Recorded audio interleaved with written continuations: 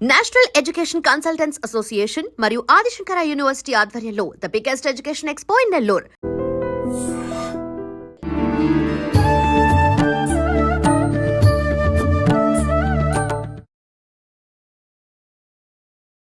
నమస్కారం, welcome to I dream. ధర్మ మార్గం విత్ విజిత కార్యక్రమానికి స్వాగతం. ప్రస్తుతం మనతో పాటు ఉన్నారు ప్రముఖ ఆధ్యాత్మికవేత్త శ్రీనివాసుల అనంతరామ శర్మ గారు. ఇప్పుడు వారితో మాట్లాడి మనకున్న సందేహాలన్నింటినీ నివృత్తి చేసుకుందాం. మంచి మంచి విషయాలు వారితో మాట్లాడి తెలుసుకునే ప్రయత్నం చేద్దాం. నమస్కారం అండి. నమస్కారం. నరసింహార్పణం. అయితే చాలా మందిలో చాలా రకాల సందేహాలు ఉంటాయి. భగవంతుడు ఒకటే అంటారు, కానీ రకరకాల రూపాలలో రకరకాల నామాలతో సంబోధిస్తారు, ఆరాధిస్తారు.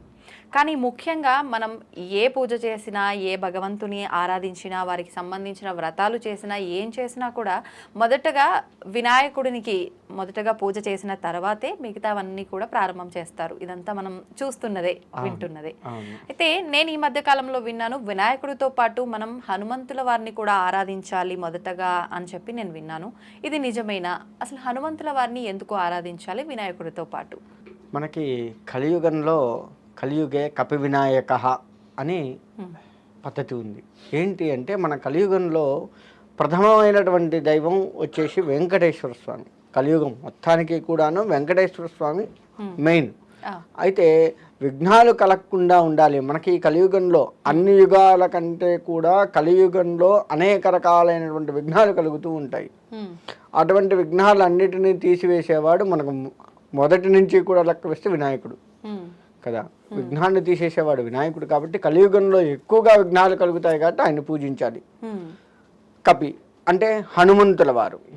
హనుమంతుల వారిని ఎందుకు పూజించాలి అంటే కలియుగంలో భయాలు ఎక్కువ, రకరకాల భయాలు. చిన్నపిల్లలు కూడా రాత్రిపూట లేచి ఉరికి పడుతుంటారు. ఎందుకు పడతారో తెలియదు. అనేక రకాల పీడకలలు వచ్చి ఆ పీడకలలో మనమైనా సరే చాలా పెద్దవారి దగ్గర నుంచి లెక్క వేస్తే చిన్న పిల్లవాళ్ళ వరకు కూడాను కొన్ని కళల్లో భయం ఎక్కువయ్యి మనం ఉలికిపడి లేచి ఒకసారి కూర్చోవడం, మంచినీళ్ళు తాగడం, ఆ భయాన్ని తగ్గించుకోవడానికి రిలాక్స్ అవ్వడం చేస్తూ ఉంటాం కదా. అందుకే అటువంటివి జరగకుండా ఉండాలి అంటే హనుమంతుల వారిని పూజించాలి. అందుకే కలియుగంలో కపి వినాయక అని చెప్తారు. కలియుగంలో ఇటు వినాయకుడిని అటు హనుమంతుల వారిని ఇద్దరిని కనుక పూజించినట్లయితే విఘ్నాలు తగ్గిపోతుంటాయి. తొలి పూజ హనుమంతుడికి అని ఎక్కడా లేదు. మనం ఎటువంటి పూజా కార్యక్రమం మొదలు పెట్టినా సరే, అది చిన్నది కానివ్వండి, మన వివాహాలు లాంటి పెద్దవి కానివ్వండి, దేంట్లో అయినా సరే మనం గణపతి ప్రార్థన, గణపతి పూజ అనేది ఖచ్చితం. ఇటు శుభకార్యాలు కావచ్చు, అశుభకార్యాలు కావచ్చు. అశుభకార్యాల్లో కూడా మనము శ్రీ మహాగణాధిపతయే నమః అని తలుచుకున్న తర్వాతనే ఆ కార్యక్రమాన్ని కూడా స్టార్ట్ చేస్తాం.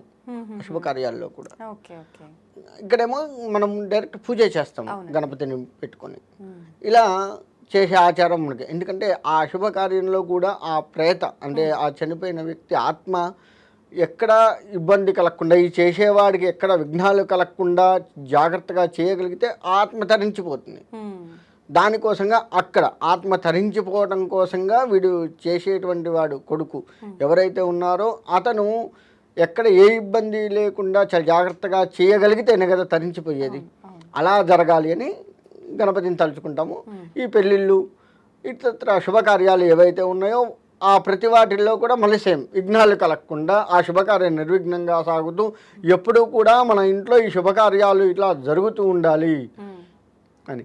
ఇప్పుడు మనకు వివాహం అయింది, మన పిల్లలకు వివాహం అయింది, వాళ్ళ పిల్లలకు ఇలా శుభకార్యాలు జరుగుతూ ఉండాలి. అంటే వంశం వృద్ధి కావాలి నా ఇంట్లో ఎప్పుడు కూడా ఆయన ఆశీర్వచనం తీసుకొని చేస్తుంటాము ఏ శుభకార్యమైనా కానీ. ఉదాహరణకు నేను పెళ్లి చెప్పాను, సత్యానారాయణ వ్రతం చేస్తే నా ఇంట్లో ఎప్పుడు కూడా ఈ వ్రతాలు జరుగుతూ ఉండాలి, భగవత్ ఆతిథ్యం నేను ఇస్తూ ఉండాలి, భగవత్ ఆశీర్వచనం నేను తీసుకుంటూ ఉండాలి అని మనం ముందుగా వినాయకుడి ఆశీర్వచనం తీసుకుని ఆయన్ని పూజించుకొని మనం మిగతా దేవతలను పూజిస్తాము. అయితే ఈ కలియుగంలో ఎక్కువగా మనం ఇద్దరిని పూజిస్తూ ఉంటాము. ఇంకా చెప్పాలి అంటే హనుమంతుల వారి గురించి చెప్పాలి అంటే హనుమతి వ్రతం అని ఒకటి ఉంది. వ్రతం ఉంది మనకి. సత్యనారాయణ స్వామి వ్రతాలు, వైభవలక్ష్మి వ్రతాలు ఇవన్నీ ఉన్నాయి కదా. అలానే స్వామివారికి హనుమంతుల వారికి కూడా వ్రతం ఉంది. ఆ వ్రతం ఈ మార్గశిర మాసంలో వస్తుంది. ఎవరు ఆచరించాలండి ఈ వ్రతాన్ని? ఈ వ్రతాన్ని ఎక్కువగా ఆ యొక్క హనుమత్ ఉపాసన తీసుకున్నటువంటి వారు ఎవరైతే ఉన్నారో మూలమంత్రాన్ని గురువు ద్వారా తీసుకొని ఆ గురువు ఏది చెప్పాడో దాన్ని లక్షలు లక్షలు చేసి ఆ యొక్క వ్రతాన్ని చేస్తూ ఉంటారు. ఇప్పుడు హనుమంతుల వారు అనగానే బ్రహ్మచారి అవును. అని అంటూ ఉంటాము. అయితే ఎక్కువగా ఆరాధించే విషయానికి వస్తే ఎవరమైనా ఆరాధిస్తాము. మనం పెళ్ళైన వారమా కాని వారమా ఇదంతా ఏం చూడము ఆరాధన విషయంలో. కానీ ప్రత్యేకించి ఆయన ఉపాసన తీసుకోవాలి అని అంటే మనం బ్రహ్మచారులే తీసుకోవాలి. అలా ఏం మగవారు లేదు, అలా అలా ఏం ఏం లేదా? లేదు, అలా ఏం లేదు. హనుమంతుడు బ్రహ్మచారి అని చెప్పబడ్డది. కానీ హనుమంతుల వారికి సువర్చల అని భార్య ఉంది. ఉంది. సువర్చల సహిత హనుమంతులు అని చెప్తూ ఉంటారు. ఆయనకు వివాహం అయింది. అయినా కానీ ఆమెని తన లోపల నింపుకొని, ఇప్పుడు శివుడు అర్ధ శరీరాన్ని పార్వతికి ఇచ్చి ఎలా ఉన్నారో, విష్ణువు లక్ష్మీదేవిని గుండెల్లో పెట్టుకొని ఎలా ఉన్నారో, అలానే హనుమంతుల వారు కూడా ఆ యొక్క అమ్మవారిని తన లోపల శక్తి రూపాన్ని మొత్తం కూడాను తన లోపల నిలుచుకొని అలా తపస్సు చేసుకుంటూ ఉన్నారు. అలా హనుమంతుడికి పెళ్ళయింది. సువర్చల అనే భార్య ఉంది. ఆమె సూర్యుడు యొక్క కూతురు. సువర్చల అంటే మనం హనుమంతుడిని పూజించటం వల్ల ఏమవుతుంది అంటే ఆ అమ్మవారి అనుగ్రహం కూడా మనకు కలుగుతుంది. అంటే సువర్చల అంటే మంచి వర్చస్సు కలుగుతుంది. అంటే ముఖంలో చూడగానే ఎంత బాగున్నాడు, ఎంత బాగుంది, వీళ్ళు మంచి లక్ష్మీ కళ ఉట్టి పడుతుంది, ఇలాంటి పదాలు మనం వాడుతూ ఉంటాం కదా. హనుమంతుడిని పూజించడం వల్ల అటువంటివన్నీ కూడాను మనకు కలుగుతూ ఉంటాయి. ఆ అమ్మవారి అనుగ్రహం ఆ విధంగా మనకు వస్తూ ఉంటుంది. అయితే ఇప్పుడు ఈ వ్రతము విషయానికి వస్తే ప్రత్యేకించి ఉపాసనా పరులు మాత్రమే అన్నారు కదా. మరి ఈ వ్రతానికి ఖచ్చితంగా ఒక నిర్దిష్టమైన సమయము అంటే మనకు సత్యనారాయణ స్వామి ప్రత్యేకించి ఇలాంటి సమయంలో చేయాలి, కార్తీక మాసంలో ఇవి శివుడు ఆరాధనలు, శ్రావణ మాసంలో అమ్మవారి వ్రతాలు ఇలా అంటాం కదా. మరి ఈ వ్రతానికి కూడా నిర్దిష్టమైన ఈ మార్గశిర మాసంలో హనుమంతుల వారిని శుద్ధ త్రయోదశి నాడు చేస్తూ ఉంటారు. ఆ రోజే ఎందుకు చేస్తూ ఉన్నారంటే అమ్మవారిని అంటే సీతాదేవి అశోకవనంలో ఉంది కదా, ఆ రోజు చూశాడు. ఈ మార్గశిర మాసంలో శుద్ధ త్రయోదశి నాడు అశోకవనానికి వెళ్ళి అమ్మవారిని చూసి అమ్మవారితో సంభాషణ చేసి కుశల ప్రశ్నలన్నీ అడిగి అక్కడ వాతావరణాన్ని మొత్తం కూడాను పసిగట్టి దాన్ని జాగ్రత్తగా రాముల వారికి చేర్చాడు. అక్కడ రాముల వారి విశేషాలన్నీ అమ్మవారికి చెప్పాడు. అటువంటి రోజు అంటే మొట్టమొదటిసారి సీతమ్మ వారిని హనుమంతుడు చూసింది అప్పుడే. ఒకటి అంటే ఇక్కడ కుశలం అంటే రాముడు బాగానే ఉన్నాడు, నువ్వు దిగులు పడాల్సిన పని లేదు, నీవు లేని లోటు తప్ప ఆయనకి ఏదీ లేదు, నీ గురించి ఆలోచిస్తున్నాడు, ఆయన ఆరోగ్యంగా అన్ని రకాలుగా బాగున్నాడు అని చెప్పేసి ఆయన యోగక్షేమాలు మొత్తం కూడా అమ్మవారికి తెలిపి ఆయన దూతగా నేను వచ్చాను అని చెప్పేసి తెలిపితే ఆమె ఆనందపడ్డది. అమ్మ నా జాడ ఇన్నాళ్ళకైనా కనుక్కునేవారు వచ్చాడు, నా రాముడు పంపించాడు అని చెప్పి ఆమె ఆనందపడ్డది. కాబట్టి ఆ రోజున ఈ హనుమంతు వ్రతాన్ని చేస్తాం. ఎవరైతే ఆ యొక్క హనుమంతుడిని ఆ రోజు ఆరాధిస్తారో వాళ్ళకు శోకాలన్నీ కూడా తీరిపోతాయి. మన ఈ కలియుగంలో మనకు ఉన్నటువంటి కష్టములు, శోకములు, ఇబ్బందులు ఏవైతే ఉన్నాయో ఆ రోజు హనుమంతుల వారిని ఆరాధించడం వల్ల ఇవన్నీ కూడా తీరిపోతాయి. ఇప్పుడు ఉపాసన పరులు మాత్రమే ఈ వ్రతం ఆచరించాలి. మిగతా వాళ్ళందరికీ కూడా ఒక మంచి అంటే మేము స్వామివారిని ఆరాధించాలి, ఆయన అనుగ్రహం పొందాలి అనుకునేవారు నార్మల్ గా పూజ అదంతా చేసుకోవాలి అని అంటే ఏ రకంగా చేసుకోవచ్చు అంటారు?